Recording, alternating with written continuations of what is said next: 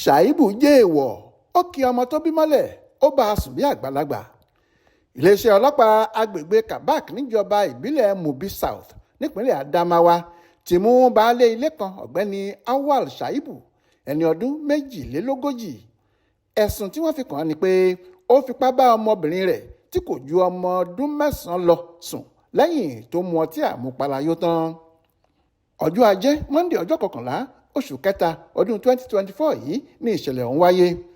Aláròyé gbọ́ pé abilékọ Asman Isa tí í ṣe ìyá ọmọ ọ̀hún ló lọ́ọ́ fọ̀rọ̀ ọkọ rẹ̀ tó àwọn ọlọ́pàá létí ní tẹ̀sán wọn tó wà lágbègbè náà, táwọn yẹn sì tètè wá fọwọ́ òfin mú un lọ sọ́dọ̀ wọn.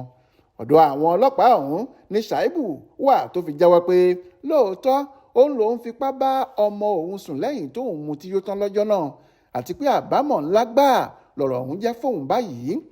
Alukoro iléeṣẹ́ ọlọ́pàá ìpínlẹ̀ ọ̀hún SP Nguroje tó fìdí ìṣẹ̀lẹ̀ ọ̀hún múlẹ̀ fáwọn oníròyìn lọ́jọ́bọ̀ tọ́sídẹ̀ẹ́ ọjọ́ 14 oṣù kẹta ọdún yìí sọ pé ọ̀gá ọlọ́pàá pátápátá nípínlẹ̀ wọn CP Dankobo Morris ti gbọ́ nípa ìṣẹ̀lẹ̀ ọ̀hún tó sì ti pàṣẹ pé kí àwọn ṣèwádìí nípa ẹ̀ dáadáa, lẹ́yìn náà kí àwọn fojú bàbá náà bá ilé ẹjọ́. Adéwálé Adéoyè ló ṣàkójọpọ̀ ìròyìn ọ̀hún fún Aláròyé online television.